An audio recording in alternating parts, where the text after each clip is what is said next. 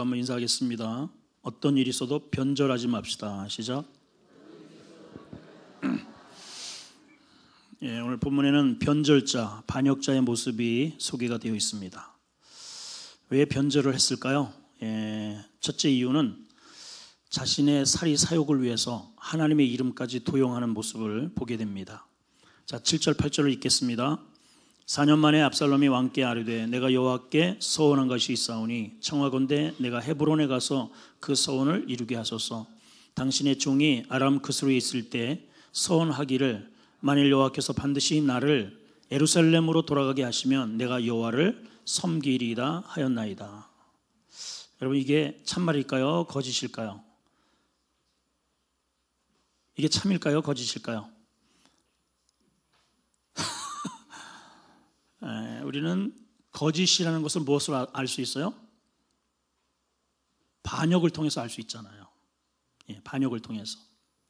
이 사람이 누굽니까? 아들이잖아요. 아들. 압살롬 셋째 아들입니다.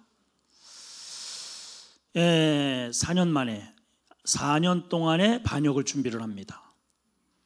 2년 동안 그술덩에 가서 아버지 자기 형 이복 형을 자기 친누이를 강간하고 나몰라 했다는 그러한 증오심에 불타서 양털 깎는 날을 잘 준비했다가 아버지에게 윤호를 받고 들판에서 그 형을 죽여버렸죠. 그리고 자기 엄마의 고향 그술 지역으로 할아버지 집으로 피신을 해서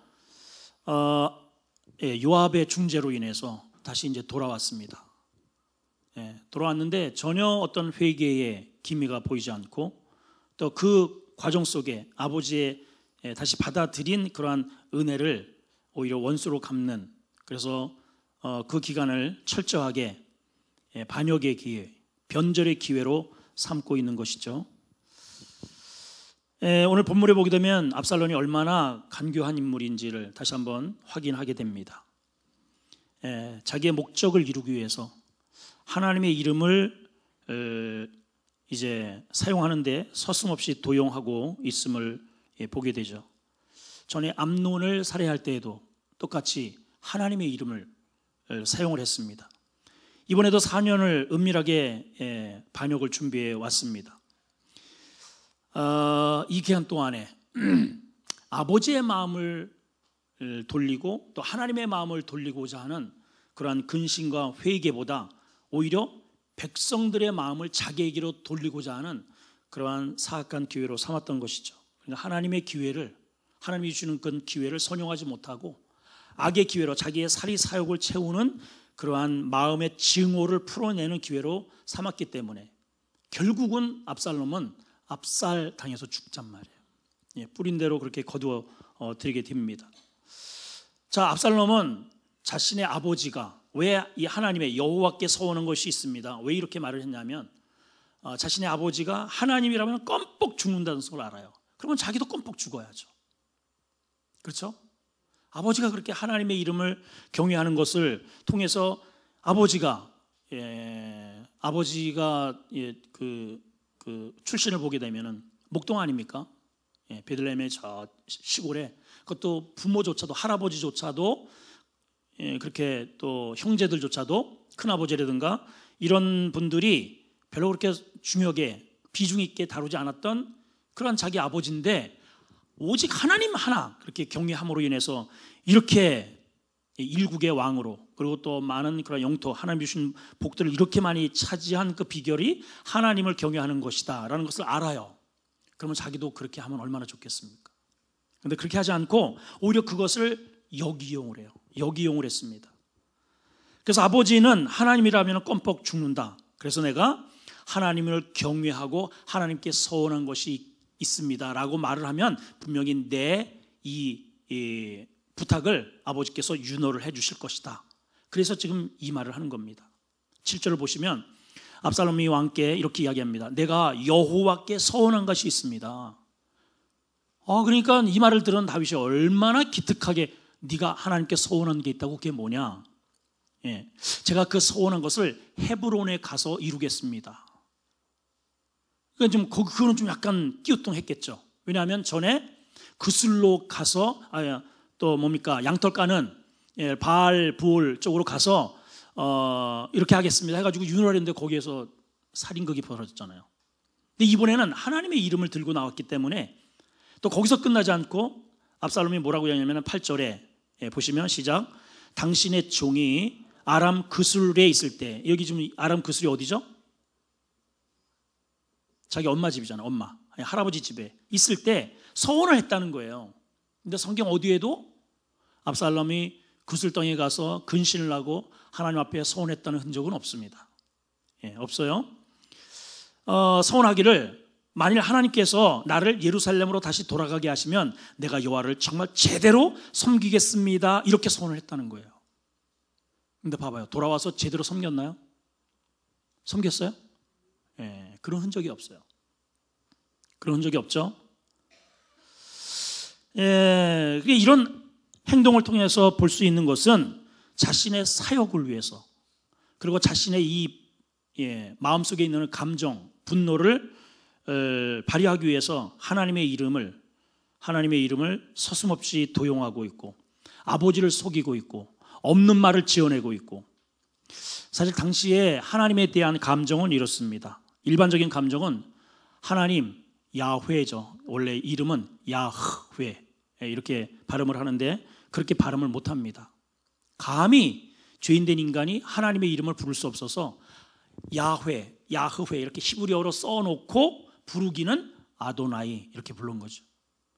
그런 감정의 시대입니다. 그럼에도 불구하고 그렇게 섬기고 있는 하나님을, 이름을 자기의 사역을 위해서 그렇게 도용을 하고 있었다는 것입니다. 이 말씀을 통해서 우리도 오늘날 현대를 살아가는 저와 여러분들이 우리 생각해 볼 게 있죠. 뭐예요? 혹시 이 신앙을, 하나님을 나의 어떤 사리사욕의 어떤 목적 달성을 위한 수단으로 우리가 혹시 사용하고 있지는 않는가?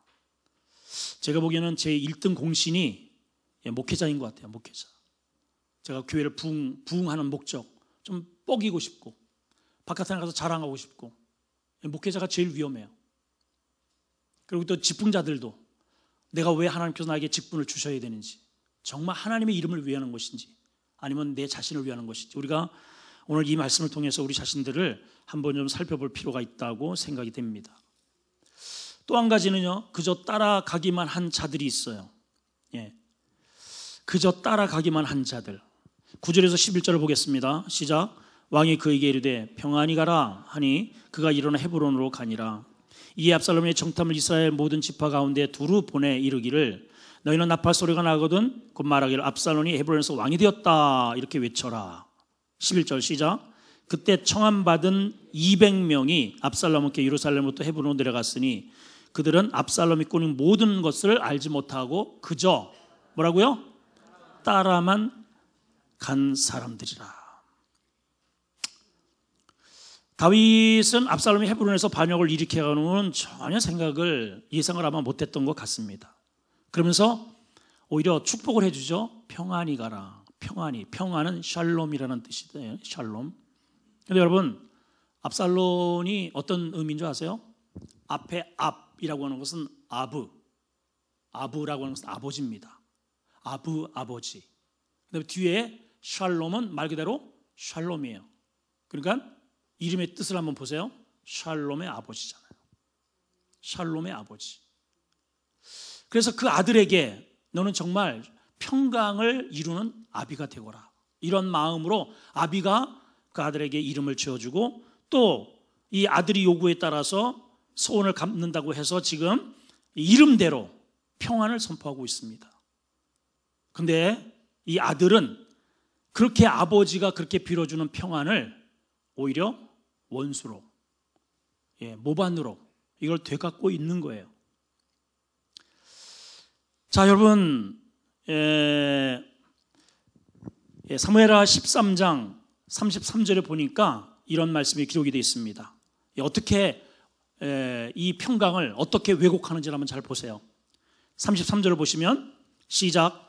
모압이 왕께 나아가서 그에게 아뢰되 왕이 압살롬을 부르니 그가 왕께 나아가 그 앞에서 얼굴을 땅에 대어 그에게 절하며 왕이 압살롬과 입을 맞추니라.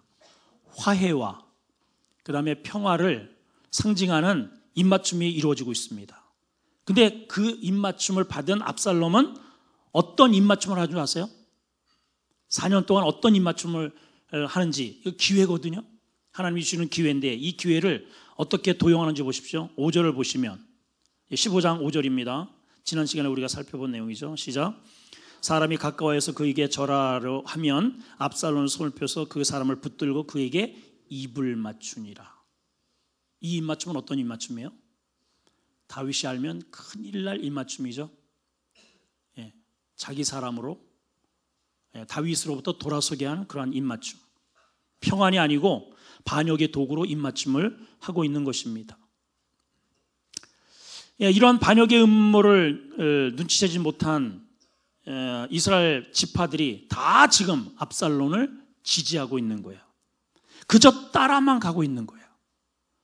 그저 따라만 가고 있어요. 10절을 한번 보세요. 10절을 시작. 오늘 이제 읽은 10절 시작. 이 압살롬의 정탐을 이스라엘 모든 지파 가운데 두루 보내 이르기를 너희는 나팔 소리가 나거든 곧 말하기를 압살롬이 헤브론에서 왕이 되었다. 이렇게 요구를 하는 거예요.